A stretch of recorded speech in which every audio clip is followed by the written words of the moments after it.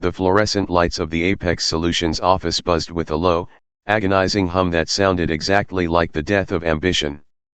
It was 8:43 a.m. on a Thursday, and Arthur Pendelton was already at his desk, staring at a dual-monitor setup that was at least 3 generations out of date. He wore a faded gray zip-up hoodie over a plain black t-shirt, his messy brown hair tucked under a pair of oversized, noise-canceling headphones that weren't actually playing any music. To the rest of the world, and specifically to the 75 employees sharing this suffocating open-plan bullpen, Arthur was just another mid-level software engineer. He was the quiet guy in Cubicle 4B who never complained, always pushed his code on time, and brought a thermos of cheap drip coffee from home. He was entirely forgettable. And that was exactly how he wanted it. "Hey, Artie," a nervous voice hissed from over the low fabric partition. It was Ben, a junior developer whose eyes were permanently bloodshot from lack of sleep. "Did you push the patch for the Nexus database yet? Sterling is already prowling." Arthur didn't flinch. His fingers danced across the mechanical keyboard, deleting 3 lines of unnecessarily complex code that Ben had written the night before, replacing them with a single, elegant string. "Pushed it 10 minutes ago, Ben. You're in the clear." Ben let out a breath that sounded like a deflating tire. "Thank God. If the regional director caught another bug today, I think he would actually skin me alive. He fired Sarah in QA yesterday just because she told him a feature timeline was unrealistic." "I heard," Arthur said mildly, his eyes never leaving the screen. "Just keep your head down today. Let the code do the talking." As Ben retreated to the safety of his chair, Arthur leaned back and took a sip from his battered thermos. It wasn't cheap drip coffee inside, it was a rare, single-origin Ethiopian blend that cost more per pound than Ben made in a day. But no one needed to know that. Just like no one needed to know that Arthur Pendelton didn't need this job. In reality, Arthur hadn't needed a paycheck since he was 24. 7 years ago, Arthur had developed a revolutionary algorithmic trading software in his college dorm room. He sold the patent to a massive Wall Street hedge fund for an obscene amount of money, took those funds, and quietly founded Pendelton Capital, a private venture firm. Through shrewd investments, ruthless market analysis, and a preternatural ability to spot failing companies with salvageable tech, Arthur had quietly amassed a net worth that tipped into the 10-figure range. He was a ghost in the financial world, a silent billionaire who let his proxy boards and aggressive lawyers handle the limelight. So why was he sitting in a cramped, gray cubicle in a mid-sized tech firm in Seattle, earning $80,000 a year? Because Arthur loved to code, and more importantly, he loved to hunt. 6 months ago, his analysts at Pendelton Capital had flagged Apex Solutions. The company was bleeding money, its stock price plummeting, its turnover rate astronomical. By all traditional metrics, it was a sinking ship. But Arthur had looked past the terrible financials and looked at their core product, Project Nexus. It was an incredibly sophisticated data compression algorithm that, if polished and properly marketed, could revolutionize cloud storage. The foundation was brilliant. The execution, however, was being murdered by a phenomenally toxic, incompetent middle management tier. Instead of just buying it blindly, Arthur decided to interview for a mid-level engineering position. He wanted to get his hands in the dirt. He wanted to look at the code from the inside, and more importantly, he wanted to see exactly what was rotting the company from the inside out. For the past 3 months, he had played the role of the docile programmer. He watched as brilliant developers quit in tears. He watched as upper management siphoned budgets for lavish corporate retreats while denying the IT department funds for new servers. He observed, he documented, and he waited. And today, the waiting was finally over. At 5 p.m. precisely, Arthur logged off his machine. The office was still mostly full, a testament to the culture of fear where leaving on time was viewed as a punishable offense. He ignored the sympathetic, panicked looks of his co-workers as he slung his worn canvas backpack over his shoulder and walked to the elevator. Once he stepped out of the glass-fronted lobby and onto the rain-slicked pavement of downtown Seattle, his demeanor shifted. The slight slump in his shoulders vanished. His stride lengthened. He walked 2 blocks to a discreet underground parking garage, where a sleek, black Mercedes-Maybach S-Class was idling in the shadows. A man in a sharp suit stepped out and opened the rear door. "Good evening, Mr. Pendelton." "Evening, Marcus," Arthur replied, tossing the canvas backpack onto the plush leather seats. He climbed in, immediately reaching for a sleek silver briefcase resting on the floorboard. Inside was his actual laptop, a custom-built machine that contained the financial heartbeat of his empire. "To the law offices, sir?" Marcus asked from the driver's seat. "Yes. Let's not keep Elena waiting. She gets aggressive when she's kept waiting." 20 minutes later, Arthur stepped off a private elevator into the penthouse suite of Vance, Sterling and Hayes, one of the most ruthless corporate law firms on the West Coast. He was led immediately into a massive, glass-walled boardroom overlooking the city skyline. Sitting at the far end of an expansive mahogany table was Elena Rostova, Arthur's lead acquisitions attorney. She was a striking, terrifying woman who commanded the room without raising her voice. Arrayed around her were 3 financial analysts, 2 junior partners, and a representative from a corporate brokerage firm looking like he was sweating through his tailored shirt. "Arthur," Elena said, not bothering to stand. Her sharp eyes scanned his faded hoodie. "I see you haven't given up your little undercover cosplay just yet." Arthur smiled, pulling out a chair and sitting down. "It's not cosplay, Elena. It's due diligence." "What's the status?"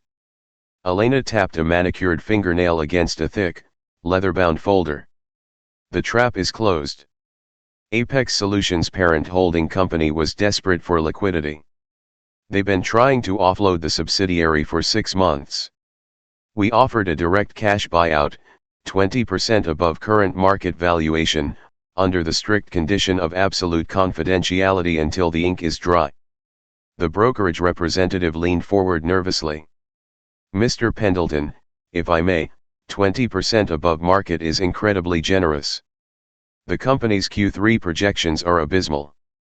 You are taking on significant operational debt. Our firm advises." "I don't pay you to advise me on the tech, Mr. Harrison," Arthur cut him off, his voice soft but carrying a sudden, freezing authority that made the room temperature drop. "I pay you to execute the transaction. Are the papers ready?" Harrison swallowed hard. "Yes, sir. All terms have been agreed upon. The outgoing board has signed." Elena slid the heavy folder across the polished wood toward Arthur, along with a heavy gold Mont Blanc fountain pen. "Sign on the yellow tabs. The moment you do, Pendelton Capital acquires 100% controlling interest in Apex Solutions. You take it private. No board of directors to answer to. No shareholders. You own the code, the servers, the building lease, and every single employment contract inside it." Arthur picked up the pen. He didn't hesitate. He flipped through the dense legal jargon, his eyes scanning the clauses with practiced speed, before laying down his signature on 4 separate pages. The scratch of the nib on the thick paper was the only sound in the dead silent room. When he reached the final page, he capped the pen and pushed the folder back. "Done," Arthur said quietly. A collective breath was released around the table. Just like that, a $65 million transaction was completed on a rainy Thursday evening. Elena pulled the folder back and checked the signatures. "Congratulations, Arthur. You are now the sole owner and CEO of Apex Solutions. The outgoing CEO has been notified via his private counsel. He is instructed to hold an emergency all-hands meeting tomorrow or Monday to announce the transition." She looked up, raising an eyebrow. "Shall I have PR draft the press release? Send down an executive team to clear out the C-suite tomorrow morning." Arthur leaned back in his leather chair, steepling his fingers. A slow, dangerous smile crept across his face. He thought about Ben, terrified to push a line of code. He thought about Sarah in QA, fired for doing her job. Most importantly, he thought about the arrogant, strutting regional director who had been making his life a living hell for 3 months, stealing credit and destroying morale. "No," Arthur said. "Hold the press release. Tell the outgoing CEO to schedule the all-hands meeting for noon on Monday. Until then, utter radio silence." Elena frowned. "You aren't taking the helm immediately? What are you going to do?" "Tomorrow is Friday," Arthur said, standing up and grabbing his canvas backpack. "I'm going to go to work. I have a 9 a.m. sprint planning meeting, and I wouldn't want to upset upper management by being late." Elena smirked, recognizing the glint in his eye. It was the look of a predator playing with its food. "You're going back to the cubicle." "I am," Arthur replied, walking toward the boardroom doors. "I bought the castle, Elena. But before I move in, I need to see exactly which of the rats need to be exterminated." As the elevator doors closed, taking Arthur back down to the rainy streets, he felt a profound sense of calm. Tomorrow, he would walk back into the miserable bullpen of Apex Solutions as a lowly software engineer. Let them bark. Let them threaten. Let them push him around. They had absolutely no idea who they were dealing with. Friday morning descended on the Apex Solutions office like a wet, gray blanket.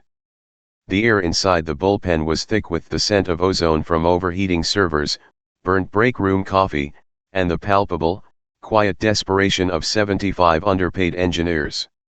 Arthur Pendelton sat in cubicle 4B, wearing the exact same faded gray hoodie he wore yesterday. He was casually scrolling through a deeply encrypted, secondary window on his monitor. To anyone walking by, it looked like a standard terminal running a compiling script. In reality, Arthur was reviewing the master payroll ledger for the entire company, his company. He was making mental notes, highlighting the massive discrepancies between the bloated executive salaries and the stagnant wages of the senior developers who actually built the products. At exactly 9:15 a.m., the heavy glass doors to the regional management suite swung open, hitting the magnetic stoppers with a violent crack. The typing in the bullpen instantly ceased. Shoulders tensed. Heads lowered. It was a synchronized, Pavlovian response to a predator entering the enclosure. Richard Sterling, Regional Director of Operations, had arrived. Richard was a man who looked exactly like his ego demanded. He wore a sharply tailored, midnight blue Armani suit that cost more than a junior developer's monthly rent. His hair was slicked back with a pomade that caught the harsh fluorescent light, and a heavy, ostentatious Rolex gleamed on his wrist. He didn't walk, he strutted, radiating a cologne that smelled strongly of bergamot and unearned confidence. "Listen up, people," Richard barked, clapping his hands together loudly. The sound echoed painfully in the silent room. "I need status reports on the OmniCorp integration, and I need them 10 minutes ago. We have the pitch on Monday, and if any of you code monkeys embarrass me in front of their VP, I will personally see to it that you never work in tech in this city again." Arthur didn't look up from his screen, but he discreetly tapped an icon on his phone, activating a voice recording app. It was a habit he had picked up over the last month. Richard's daily violations of corporate HR policies were so flagrant, so cartoonishly abusive, that Arthur felt a morbid need to catalog them for his legal team. Richard prowled down the center aisle, his expensive leather shoes clicking sharply on the cheap linoleum.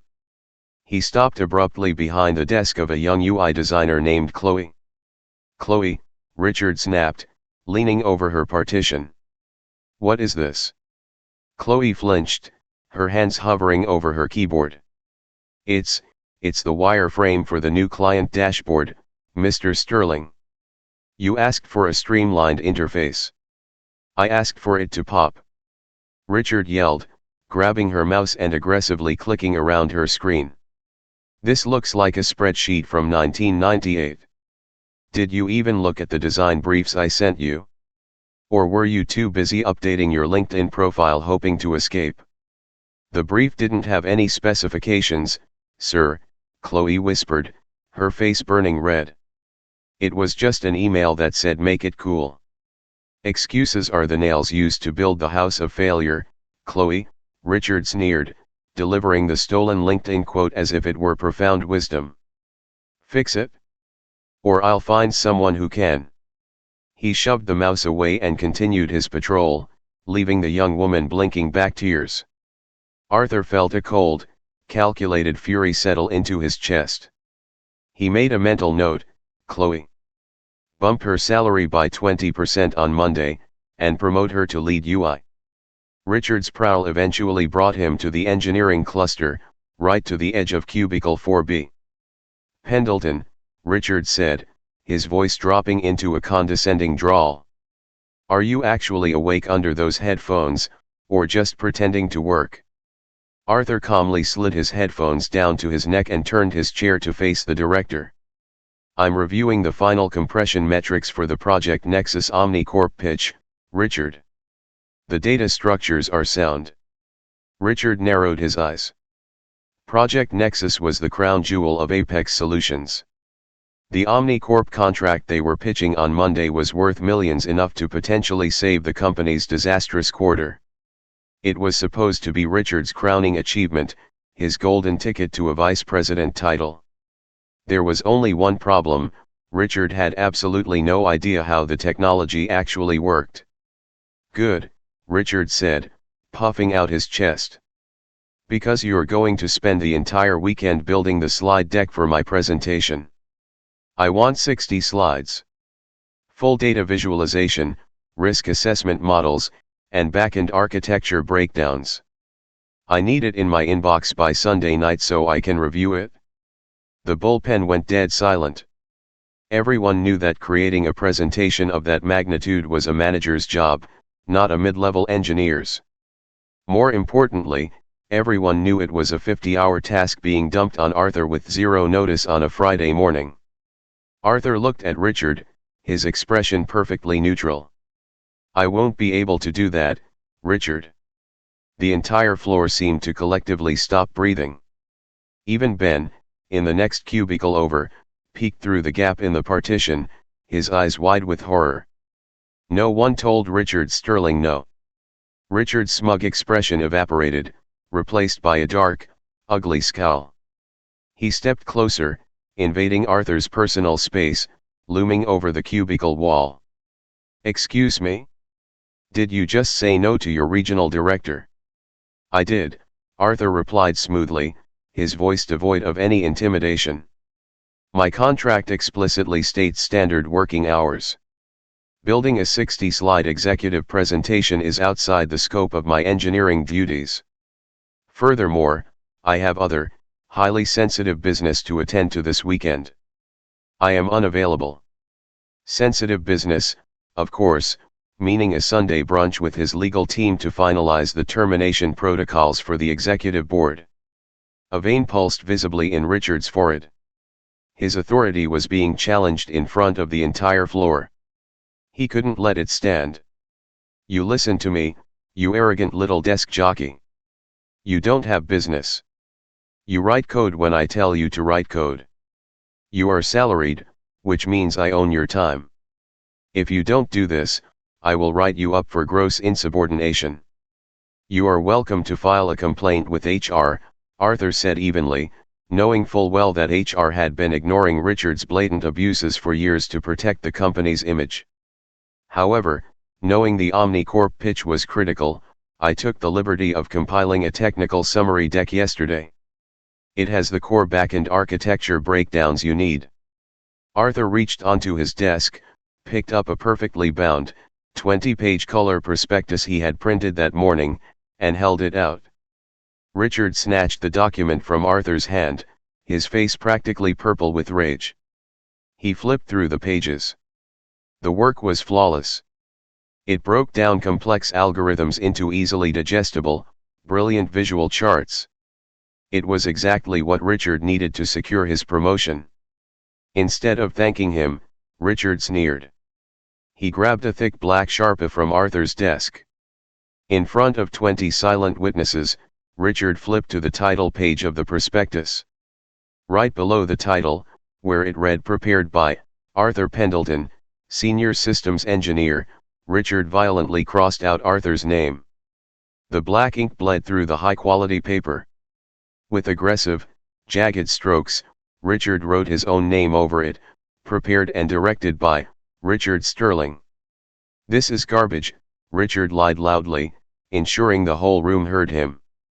"The formatting is amateurish, the data is poorly structured, and the executive summary is a joke. But it'll have to do. I'll spend my weekend fixing your mess, Pendelton. I will take this, rewrite it, and present it myself." Richard tossed the Sharpie back onto Arthur's desk, where it clattered loudly against the keyboard. "Consider this a formal warning, Pendelton," Richard sneered, leaning in close so only Arthur could hear. "You think you're smart? You think you can embarrass me? After I close the Omnicorp deal on Monday, I'm cleaning house. And your name is at the absolute top of my list." Arthur didn't blink.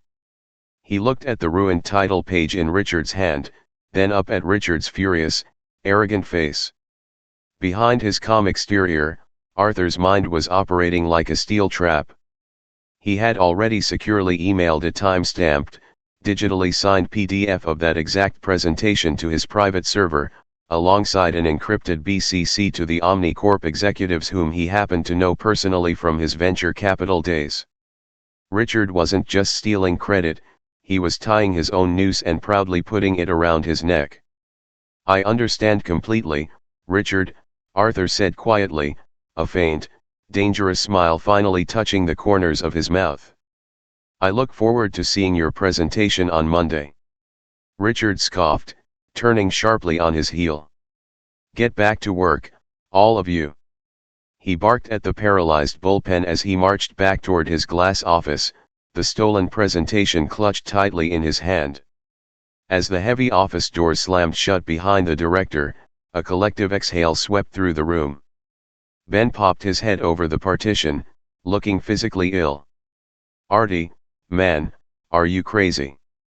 Ben whispered frantically. "He's going to fire you. He's actually going to do it. You just signed your own death warrant." Arthur turned back to his monitors, his fingers resting lightly on the mechanical keyboard. He looked at the encrypted payroll ledger, then at the voice recording app on his phone, which had captured every single word of the interaction. "Don't worry about me, Ben," Arthur said softly, his eyes reflecting the glow of the monitors. "Richard is right about one thing. Come Monday, there's going to be a house cleaning." Arthur took a slow sip of his expensive Ethiopian coffee, the faint smile returning to his lips. The trap was set, the bait was taken, and the countdown to Monday noon had officially begun. Monday morning arrived with the kind of torrential, gray downpour that made Seattle feel like it was trapped inside a washing machine.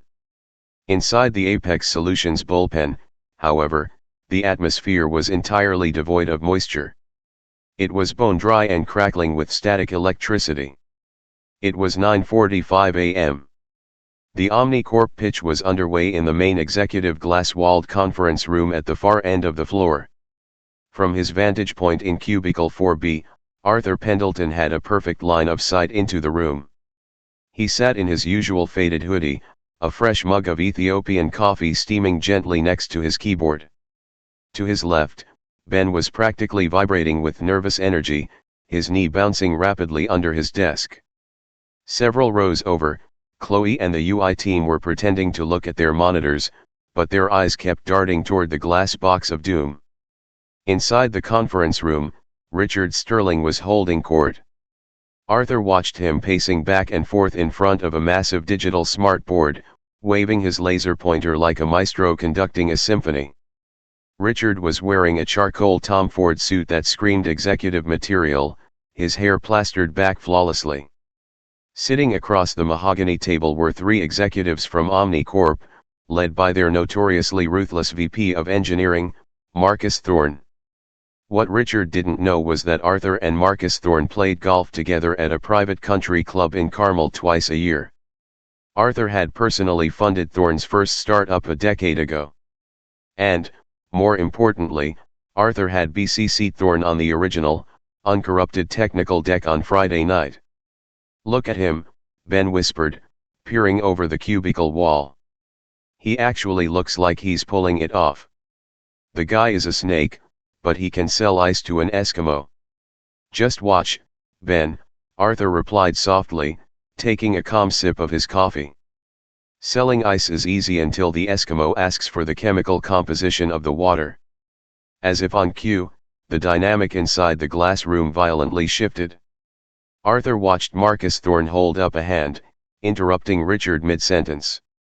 Even through the soundproof glass, Arthur could read Thorne's body language. It was the posture of a seasoned engineer who had just detected a massive pile of corporate bullshit. Thorne pointed to a complex flowchart on the smartboard, one of the back-end architecture slides Arthur had meticulously designed. Richard froze. His confident swagger evaporated. He leaned closer to the board, squinting at the algorithmic pathways that he had blatantly stolen and fundamentally did not understand. "Here it comes," Arthur murmured, his eyes locked on the scene.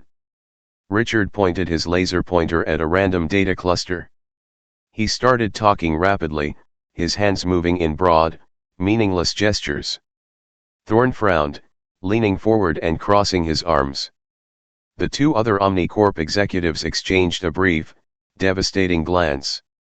Thorne asked another question, clearly pressing for technical specifics on the Project Nexus data compression load limits. Richard's face, previously a mask of smug superiority, began to flush a deep, mottled red. He aggressively tapped the smartboard, trying to advance to the next slide, trying to escape the trap he had walked himself into. But Thorne wasn't letting him off the hook. Thorne tapped the table, demanding an answer to the slide currently displayed. "He's drowning," Chloe whispered from 3 desks away, her voice carrying in the dead-silent bullpen. It was a massacre. Over the next 10 minutes, Arthur watched Richard Sterling systematically destroy a multi-million-dollar contract. Richard began to sweat, wiping his forehead with the back of his hand. He pointed at the printed prospectus on the table, the one he had written his own name on, as if the paper itself would magically generate the answers. Finally, Marcus Thorne stood up. He didn't look angry, he looked profoundly bored and disappointed. He buttoned his suit jacket, said exactly one sentence to Richard, and motioned for his team to leave. Richard stood frozen at the head of the table, his mouth slightly open, as the 3 Omnicorp executives walked out of the conference room, marched straight through the bullpen without looking at anyone, and exited the glass double doors into the lobby. The Omnicorp deal was dead. Inside the conference room, Richard was alone. Arthur watched the regional director grip the edges of the mahogany table, his knuckles turning white. His chest heaved. He had just lost the golden goose. He had lost his VP promotion. The outgoing CEO was going to demand answers, and Richard's entire career at Apex was suddenly in critical jeopardy. Richard needed a scapegoat. He needed a sacrifice to throw to the outgoing board of directors. Slowly, Richard lifted his head. His eyes locked onto cubicle 4B through the glass. Arthur didn't look away. He held the man's furious gaze, his expression completely blank, his posture relaxed. Suddenly, Richard violently swept his arm across the conference table, sending a pitcher of water and a stack of prospectuses crashing to the floor. He stormed toward the door, threw it open, and marched into the bullpen. He didn't walk, he stomped. The sound of his heavy leather shoes hitting the floorboards sounded like a rapidly approaching executioner. The entire floor of 75 employees collectively shrank into their seats, terrified to even breathe. "Pendelton." Richard's voice exploded across the open-plan office, a raw, guttural scream that rattled the cheap ceiling tiles. He closed the distance to Arthur's desk in seconds. Without stopping, Richard slammed the ruined, water-stained prospectus onto Arthur's keyboard with so much force that the spacebar popped off and clattered onto the floor. "You sabotaged me!" Richard roared, his face mere inches from Arthur's, his breath smelling of stale espresso and panic. Small beads of sweat dotted his forehead, and a vein pulsed erratically in his neck. "You deliberately gave me flawed data. You set me up to fail in front of Omnicorp, you incompetent, malicious little rat." Arthur didn't flinch. He didn't raise his hands defensively. He simply leaned back in his cheap ergonomic chair, observing Richard with the clinical detachment of a scientist studying a frantic insect. "The data was flawless, Richard," Arthur said, his voice calm, even, and just loud enough for the paralyzed office to hear. "The backend architecture models were perfectly accurate. The problem wasn't the data. The problem was that you couldn't explain technology that you didn't write." A collective gasp echoed from the UI department. No one had ever spoken to Richard like that. Not ever. Richard's eyes bulged. He looked like he was about to have a stroke. "I am the director of operations. I wrote that pitch. You deliberately embedded false compression ratios into the appendices to make me look like a fool." "I didn't have to embed anything to achieve that result," Arthur replied coolly. He gestured to the waterlogged prospectus on his desk. "You crossed my name off the title page on Friday morning. You claimed the work as your own. You assumed the risk. If you didn't understand the algorithms, you shouldn't have put your name on them. Shut your mouth." Richard screamed, spittle flying from his lips. He was completely unhinged now, his fragile ego shattering under the weight of his own public incompetence. He pointed a trembling finger directly at Arthur's chest. "You are nothing. You are a disposable, dime-a-dozen code monkey. You think you can humiliate me and get away with it? I built this department. I am the only reason this pathetic company is still afloat." Arthur felt his phone vibrate in his pocket. It was a text from Elena, his lead attorney. "Outgoing CEO is prepped. We are in the lobby. See you at noon." Arthur slowly stood up. He wasn't a physically imposing man, but the absolute, chilling calmness radiating from him suddenly made Richard take a half step back. "You didn't build anything, Richard," Arthur said, his voice dropping an octave, losing the guise of the meek employee. "You've spent the last 3 years cannibalizing the talent in this room to mask your own mediocrity. You just lost the Omnicorp contract because you are fundamentally incapable of doing your job. That's it." Richard bellowed, throwing his arms wide, playing to the terrified audience of 75 engineers. "You're done. You hear me? You are utterly useless, Pendelton. You are a cancer in my department, and I am cutting you out right now. You are fired. Pack your miserable little desk and get out of my building before I have security drag you out by your hair." The silence in the bullpen was absolute. The only sound was the heavy rain beating against the exterior windows. Ben was staring at Arthur with wide, tragic eyes, his hands covering his mouth. Arthur looked around the room, making eye contact with Chloe, with Ben, with a dozen other brilliant people who had suffered under this tyrant. Then, he looked back at Richard. Arthur reached for his canvas backpack resting against the filing cabinet. He unzipped it. Slowly, deliberately, he unplugged his custom mechanical keyboard and slipped it inside. He grabbed his worn thermos, screwed the cap on tight, and placed it next to the keyboard. "Are you absolutely sure you want to do this, Richard?" Arthur asked softly. "I don't want to do it, I am doing it." Richard mocked, a cruel, triumphant sneer twisting his face as he regained his perceived power. "I am the regional director. I have full hiring and firing authority.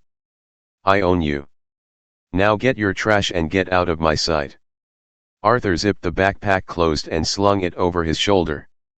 He stepped out of the cubicle, standing face to face with Richard. "Very well," Arthur said. He adjusted his backpack strap, a faint, razor-sharp smile cutting across his face.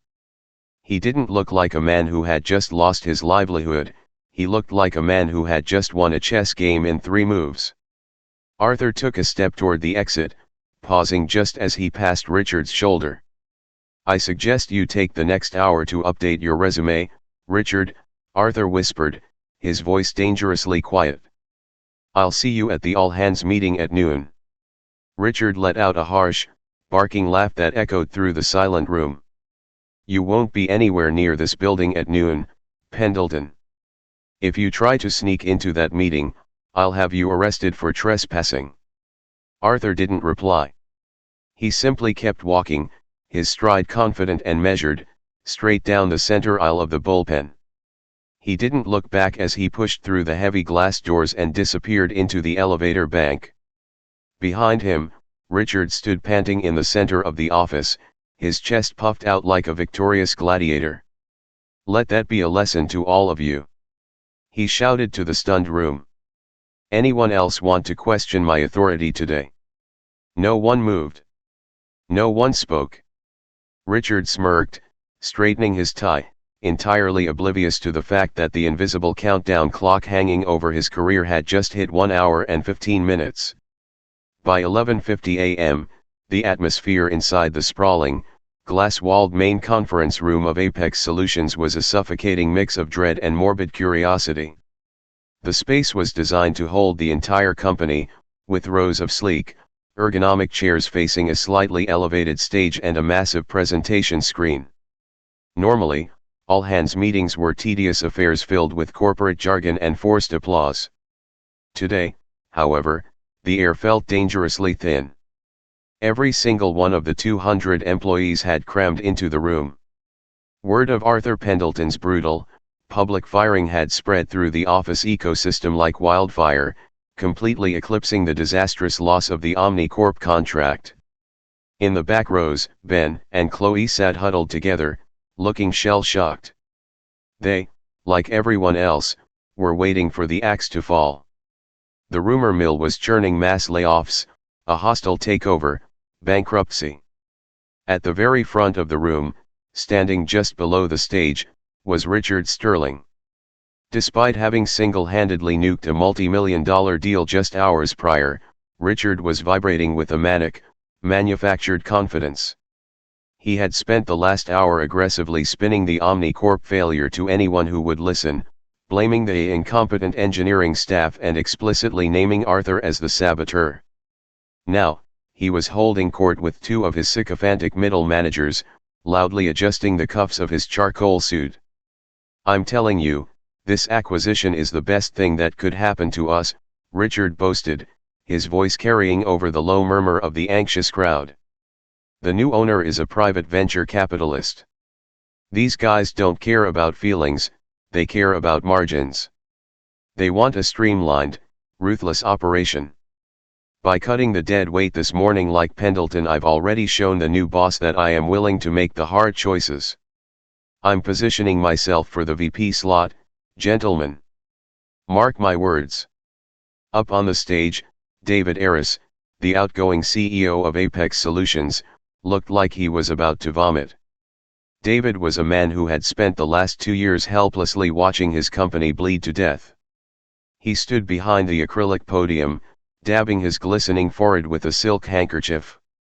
He kept checking his gold wristwatch, his eyes darting nervously toward the heavy, frosted glass double doors at the back of the room.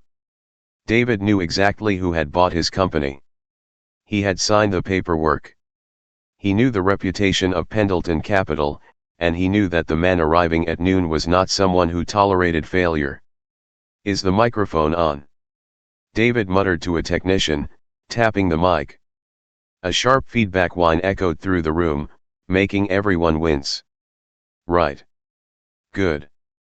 We'll begin momentarily." At exactly 11:59 a.m., the low murmur of the crowd began to fade, replaced by a tense, heavy silence.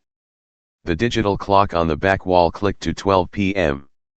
From out in the lobby, the distinct, rhythmic sound of confident footsteps approached.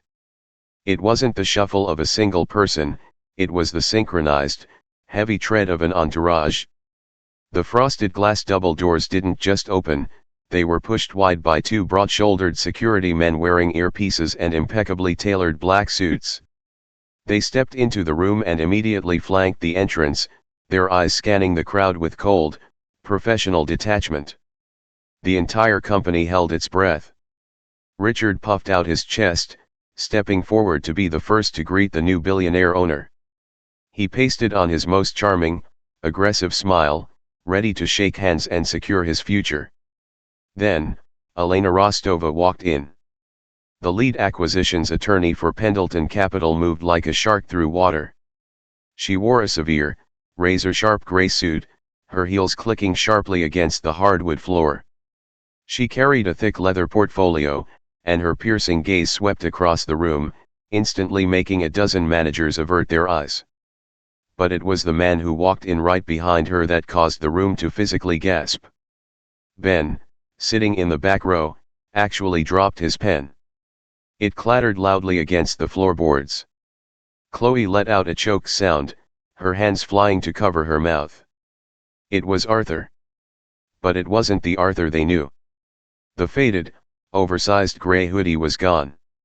The cheap denim and scuffed sneakers were gone. The slouched posture of a beaten-down mid-level engineer had vanished entirely. The man walking down the center aisle of the conference room was a goddamn titan. Arthur Pendleton was dressed in a bespoke, three-piece midnight blue Tom Ford suit that draped over his frame with lethal perfection. A crisp, brilliantly white French cuffed shirt peeked out at the wrists, secured by understated platinum cufflinks. A subtle, dark silk tie was knotted flawlessly at his throat.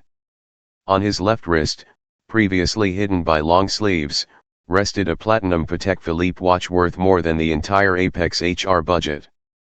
His messy brown hair was now immaculately styled, pushed back to reveal sharp, calculating eyes that missed absolutely nothing. He didn't look down at his feet anymore. He walked with a terrifying, absolute authority, the posture of a man who owned the ground he was stepping on. The silence in the room was absolute, save for the purposeful click of their shoes. Up at the front, Richard Sterling's brain short-circuited. He stared at the approaching figure, his mouth opening and closing like a suffocating fish. He recognized the face, but the context was entirely, horrifically wrong. His arrogant smile violently collapsed into a mask of pure, unadulterated confusion. What is he doing here? Richard's mind screamed. How did he get past security? Where did he get that suit? As Arthur reached the front of the room, he didn't even glance at Richard. He simply bypassed the regional director, gracefully walking up the short stairs to the stage, followed closely by Elena. Richard's shock finally mutated back into the only emotion he was comfortable with, explosive rage. His fragile ego, completely unable to process the reality unfolding in front of him, defaulted to his usual bullying tactics. Security! Richard bellowed, his voice cracking slightly as it echoed through the massive room. He pointed a trembling, furious finger at the stage. What is the meaning of this? I fired this man 3 hours ago. He is a disgruntled, terminated employee. Get him out of here before he tries something. The two massive security guards at the back of the room didn't flinch. They didn't move a muscle. They just stared blankly ahead. Did you not hear me? Richard screamed, taking a step toward the stage, his face flushing a dangerous crimson. He looked desperately at the outgoing CEO. David, what is happening? This man deliberately sabotaged the Omnicorp deal this morning. He sneaked back in. I want him arrested for trespassing.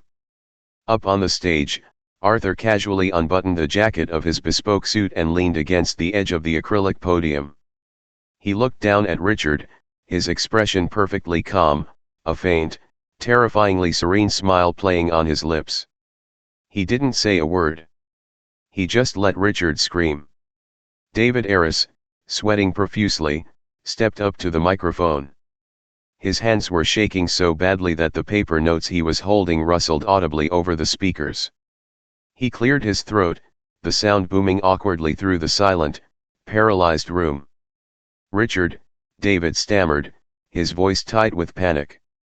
"Richard, for the love of God, please lower your voice and step back."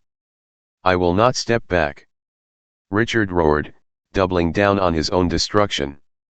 He turned to face the crowd of 200 terrified employees, playing to the audience. "This is exactly the kind of toxic incompetence that has been holding this company back. I will not allow a terminated, junior-level coder to hijack this meeting. I demand." "Richard, shut up," David finally yelled into the microphone, his fear briefly overridden by desperation. The sheer shock of the outgoing CEO raising his voice stopped Richard dead in his tracks. He whipped his head back to the stage, breathing heavily, his chest heaving under his charcoal suit. David swallowed hard, pulling at his collar as if it were choking him. He turned to Arthur, giving a slight, deeply respectful bow of his head, before turning back to the microphone and addressing the entire company. "Ladies and gentlemen," David began, his voice trembling but clear. "As you all know, the purpose of this emergency meeting is to announce the acquisition of Apex Solutions. Effective as of late Thursday evening, our parent holding company finalized the sale of 100% of our assets, intellectual property, and operational control." The room was so quiet you could hear the air conditioning humming.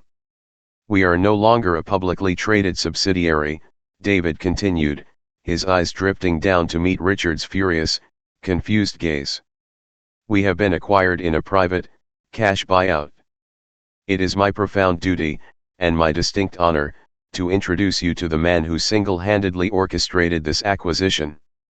David stepped away from the podium, extending his trembling hand toward the man in the midnight blue suit. "Please welcome the founder and head of Pendelton Capital," David said, his voice echoing through the silent room like a gavel striking a judge's block. "Your new sole owner, acting CEO, and chairman, Mr. Arthur Pendelton." If a bomb had gone off in the conference room, it would have been less impactful than those words. 200 minds simultaneously fractured trying to reconcile the image of the quiet, hoodie-wearing engineer in Cubicle 4B with the billionaire corporate titan now standing on the stage. In the back row, Ben slowly slid down in his chair, whispering, "Holy Mother of God," under his breath. Chloe's jaw literally dropped, her eyes wide as saucers. But it was Richard Sterling who provided the most spectacular physical reaction. Arthur watched from the podium as the color rapidly drained from Richard's face, starting at his hairline and washing down to his neck, leaving him the sickly, pale color of old parchment. The swagger, the arrogance, the aggressive posture, it all vanished in a fraction of a second. His knees physically buckled, causing him to stagger backward half a step, catching himself on the edge of the front row chairs. Richard looked at the outgoing CEO, waiting for the punchline. Waiting for someone to say it was a sick joke. But David Aris was already stepping off the stage, retreating to the shadows. Elena Rostova stepped forward, unzipping her leather portfolio and placing a stack of meticulously organized, legally binding documents on the acrylic podium. She gave Arthur a curt nod and stepped back. Arthur adjusted the microphone. When he finally spoke, his voice didn't boom or echo like Richard's. It was smooth, conversational, and laced with absolute, crushing authority. "Good afternoon, everyone," Arthur said, his voice flowing through the speakers. "I apologize for the theatricality of my attire today. The hoodie was far more comfortable. But as my lead counsel, Elena, constantly reminds me, billions of dollars in venture capital require a certain dress code." A nervous, breathless ripple of laughter swept through the back of the room. Arthur's eyes then dropped down to the front row. He locked eyes with the trembling, pale, hyperventilating form of Richard Sterling. "Now," Arthur said softly, leaning into the microphone so his voice filled every corner of the room. I believe we have some pressing HR matters to discuss regarding my supposed termination this morning. Don't we, Richard? Richard opened his mouth to speak, but no sound came out. He was staring into the eyes of the man he had verbally abused, belittled, and fired just 3 hours ago. The man who now, literally, owned his entire life. The boardroom bombshell had dropped. And Arthur Pendelton was holding the detonator. The silence inside the main conference room was no longer just the absence of sound, it was a physical weight, pressing down on the chests of 200 stunned employees. It was the kind of heavy, breathless stillness that precedes a devastating earthquake. At the front of the room, Richard Sterling was experiencing a catastrophic system failure of his own reality. His legs, trembling violently within his expensive charcoal trousers, finally gave out. He collapsed backward into a front-row ergonomic chair with a dull thud. His jaw hung slack. His eyes, usually so full of arrogant fire, were glassy and unfocused, darting between the bespoke midnight blue suit Arthur wore and the terrified, sweaty face of the outgoing CEO, David Arris. It's a prank, Richard's mind desperately tried to rationalize. It's an elaborate, psychotic prank. Up on the stage, Arthur Pendelton adjusted the microphone with a calm, deliberate motion. He didn't look angry. He didn't look vindictive. He looked like a surgeon standing over an operating table, scalpel in hand, ready to excise a tumor. I have spent the last 3 months occupying cubicle 4B, Arthur's voice resonated smoothly through the high-fidelity speakers, echoing across the cavernous room. I drank the burnt break room coffee. I dealt with the outdated compilers. But more importantly, I watched. I watched brilliant, dedicated people work 60-hour weeks only to be systematically broken down by a management structure that rewarded ego over execution. Arthur paused, his piercing gaze slowly sweeping over the crowd. He saw Ben in the back row, gripping the armrests of his chair so tightly his knuckles were white. He saw Chloe, her hands pressed to her cheeks, tears of pure shock welling in her eyes. When Pendleton Capital targets an acquisition, Arthur continued, his tone shifting into the crisp, authoritative cadence of a multi-billionaire CEO, we don't just audit the financials. We audit the culture. Apex Solutions is sitting on a gold mine of intellectual property in Project Nexus. But the culture here was deeply, fatally diseased. So, before I brought my executive team in to clean house, I needed to identify patient zero. Arthur's eyes drifted downward, locking onto Richard like a laser targeting system. Richard visibly flinched. The blood had entirely abandoned his face. He opened his mouth, a pathetic, high-pitched wheeze escaping his throat. Arthur. Mr. Pendleton. Do not interrupt me, Richard, Arthur said quietly. He didn't yell. He didn't have to.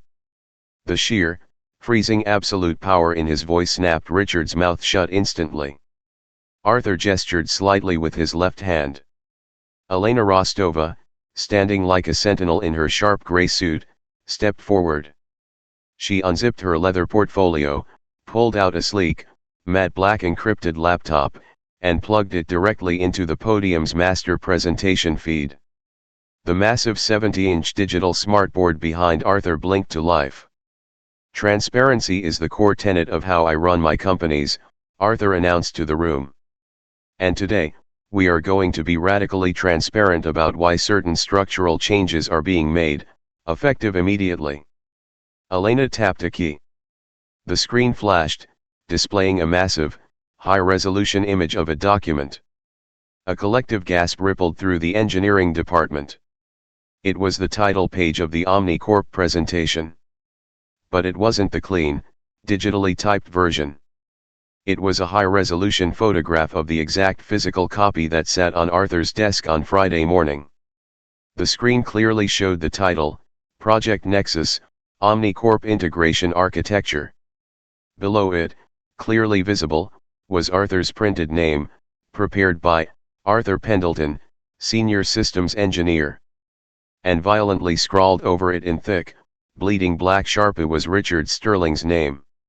This morning, Arthur said, pacing slowly across the stage, Mr. Sterling spectacularly failed to secure the Omnicorp contract.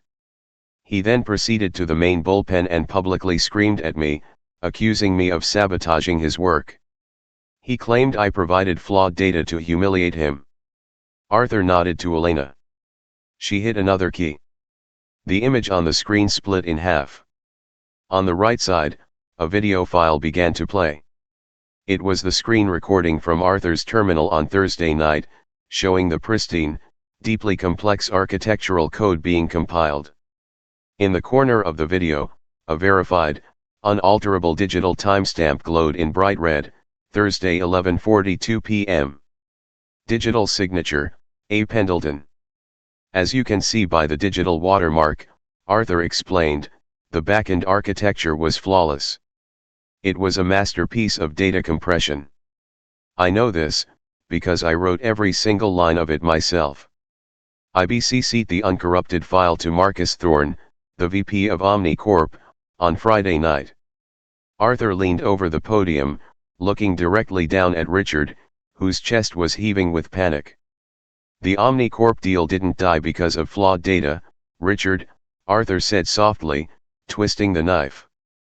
It died because Marcus Thorne asked you to explain the variable load balancing protocol on slide 14, and you couldn't do it?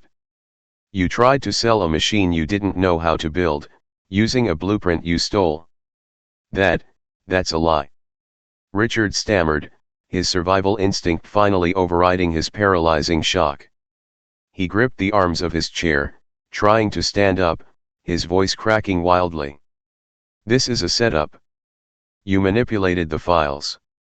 I am the regional director. I directed that project. You were just an insubordinate. Arthur didn't even blink. He just tapped his finger on the acrylic podium. Elena hit a third key. The screen went black for a fraction of a second, and then a crisp, crystal clear audio file began playing over the conference room speakers. Consider this a formal warning, Pendelton, Richard's own recorded voice sneered through the high-fidelity sound system, dripping with toxic arrogance. You think you're smart? You think you can embarrass me? After I close the Omnicorp deal on Monday, I'm cleaning house. And your name is at the absolute top of my list. The recording clicked, followed immediately by another file, this one from 3 weeks prior. Excuses are the nails used to build the house of failure, Chloe. Fix it? Or I'll find someone who can. Then another, from a month ago, directed at Ben. I don't care if your wife is sick, Ben. If this patch isn't live by midnight, you won't have a job to pay her medical bills. The audio played for a full 2 minutes. It was a highlight reel of Richard's greatest hits, every threat, every stolen credit, every HR violation, all recorded in pristine, undeniable audio by Arthur's encrypted phone. The 200 employees in the room listened in stunned, breathless awe. For years, HR had ignored their complaints. For years, it was their word against the directors.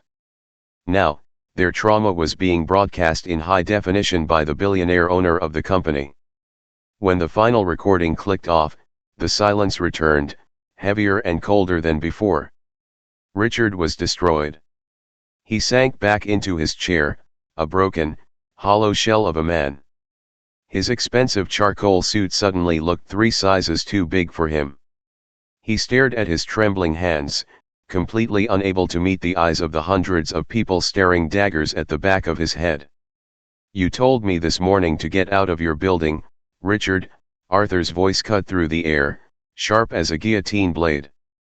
You asked me if I understood the chain of command. You told me you owned me. Arthur stepped away from the podium and walked to the edge of the stage, standing directly above Richard.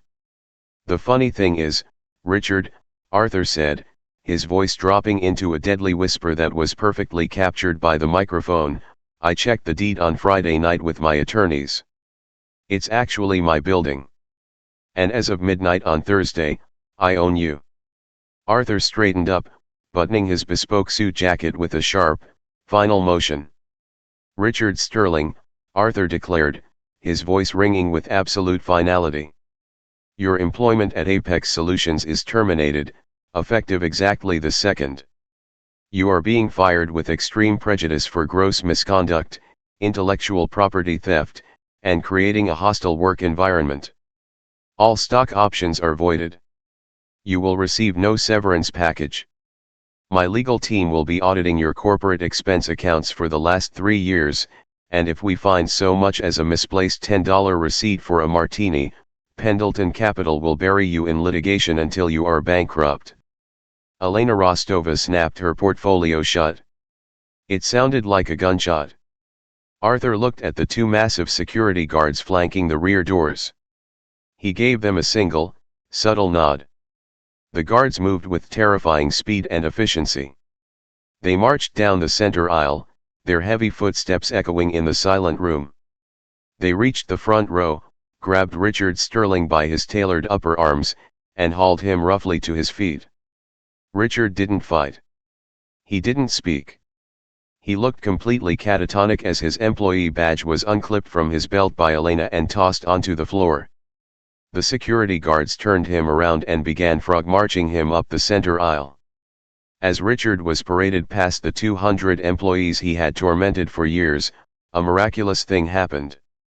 Someone in the third row started a slow clap. Within seconds, the slow clap spread. It cascaded through the rows of engineers, UI designers, and QA testers. It grew louder, faster, until the entire conference room erupted into thunderous, spontaneous, deafening applause. People were standing up. Ben was cheering, pumping his fist in the air. Chloe was crying and laughing at the same time. The outgoing CEO, David Aris, even offered a weak, relieved clap from the shadows of the stage. It was the sound of a dictatorship crumbling. It was pure, unadulterated catharsis. Arthur stood at the podium, letting the applause wash over the room as Richard was dragged out of the frosted glass doors and banished into the rainy Seattle afternoon forever. When the doors swung shut, Arthur raised a single hand. The room fell silent instantly, the respect now absolute and earned. "Now that the trash has been taken out," Arthur said, a genuine, warm smile finally breaking across his face. "Let's talk about the future." He tapped the podium, and the smartboard changed from the evidence files to a massive, brilliant roadmap of Project Nexus. "Apex Solutions is no longer a sinking ship," Arthur announced. "As of today, we are going private. That means no more answering to shareholders who don't understand our tech. We are pivoting entirely to an engineering-first culture. The budget for the executive suite is being slashed by 70%, and those funds are being immediately reallocated to server infrastructure, R&D, and most importantly, your salaries." A collective gasp of joy rippled through the crowd. "I have reviewed the master payroll ledger," Arthur said, looking out at the sea of faces. "It is an embarrassment. Effective tomorrow morning, every single non-executive employee in this building is receiving an immediate, across-the-board 25% salary increase to match standard industry rates in Seattle." The room practically vibrated with shock. 25% was life-changing money for most of them. Arthur's eyes found a young UI designer. "Chloe," he called out. Chloe jumped, her face turning crimson. "Why yes, Mr. Pendelton. Your wireframes for the client dashboard were brilliant, no matter what Richard said," Arthur smiled. "The brief was garbage, but your intuition was flawless. Effective immediately, you are promoted to head of UI/UX design. You'll have a budget to hire 3 junior designers under you. I expect a new prototype by next month." Chloe clamped a hand over her mouth, nodding frantically, tears spilling down her cheeks. Arthur shifted his gaze to the back of the room. "Ben." Ben stood up so fast his chair nearly tipped over backwards. "Yes, sir. I mean, Artie. I mean, Mr. CEO, sir." A ripple of genuine laughter went through the room. You're off the graveyard shift, Ben, Arthur laughed softly. You write clean code, and you care about the product. You are now the lead backend architect for Project Nexus. You report directly to me. And if you ever write a 3-line compiling script when one elegant string will do, I'll fire you myself. Ben grinned so wide his face looked like it might split in half. Understood, boss. One string. I swear. Arthur looked out over the room, taking in the profound shift in the atmosphere. The heavy, suffocating dread that had defined Apex Solutions for years was gone. In its place was a crackling, electric energy. It was the feeling of potential being unleashed. I didn't buy this company to strip it down and sell it for parts, Arthur concluded, his voice ringing with absolute sincerity. I bought it because I saw what you all were capable of building, even when you were being actively sabotaged by your own leadership. Starting today, we don't make excuses. We make the best data compression algorithm in the world. Now, get back to your desks. We have a lot of work to do.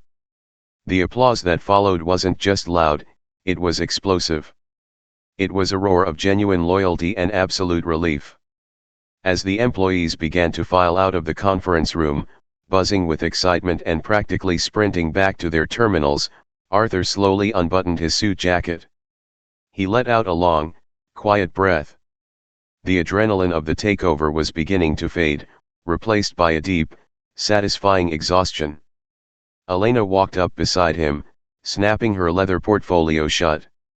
She looked at the empty room, then at Arthur. Well, Elena smirked, adjusting her glasses. I have to admit, Pendelton.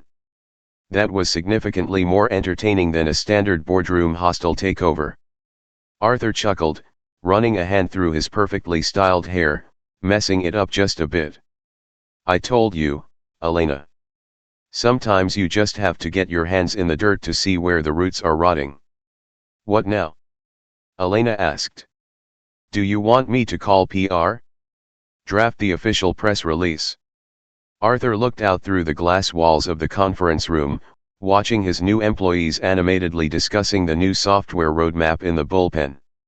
He saw Ben already sketching architecture models on a whiteboard, and Chloe laughing with her team.